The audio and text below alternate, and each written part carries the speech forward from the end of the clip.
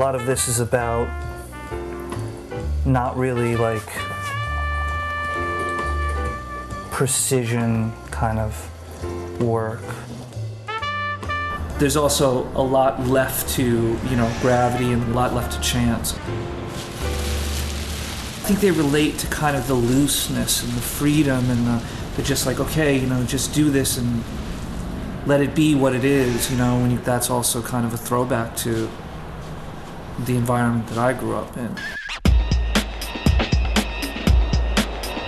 I was a teenager in the 80s, I was a little kid in the 70s, and what I grew up in is not about following the rules. The culture at the time was like a very do-it-yourself kind of attitude towards things.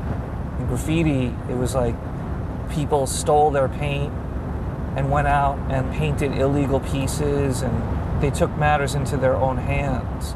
And it was a tougher city.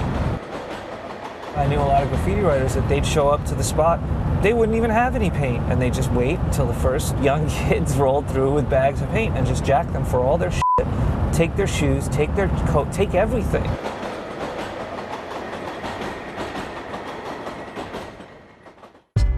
I moved out to San Francisco. I was a young kid. It was just a conducive, I would say creative environment. It allowed me to just experiment with a lot of different materials. Different applicators, different inks, paints, whatever. Was doing a lot of stuff on the streets. Had my own ink, my own markers. I made a lot of noise out there. Moved back to New York, linked up with some people. They were like, hey, you could sell this. KR had this thing that was, basically a product, that wasn't really anything at the time, but it was something that, throw it in a bottle and let's like package it, let's design it, let's like put it on the shelf and see what happens. We've been through all the grimy shit. Let's like market our shit on Louis Vuitton and Gucci's like level. Let's turn this product into like high-end, where people that don't have any idea what it is want it just to put on their shelves because it looks nice. And I made like probably 24 bottles and sold out right away. Made 40, made 80, made 100. People were having such a good time with it that it really began to like dominate Lower Manhattan, where you really couldn't walk down the street without seeing like silver drippy tags like on doorways, mailboxes, whatever. And so essentially this became advertising.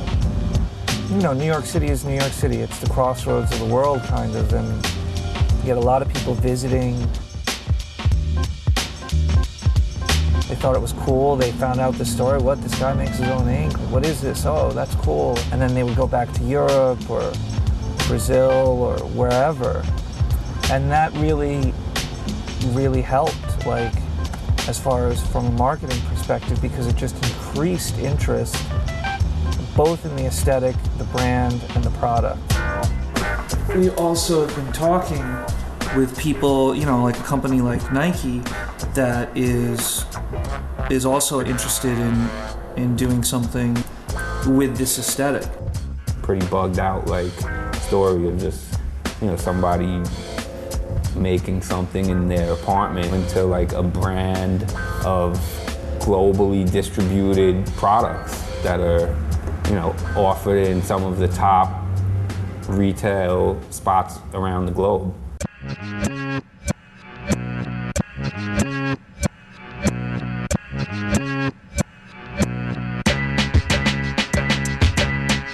Street cred and graffiti, I've had my day, and that's not a concern, anymore at all. That's a young man's game. I want credit at the bank. To quote a Brooklyn native, no more props, I want property in every borough.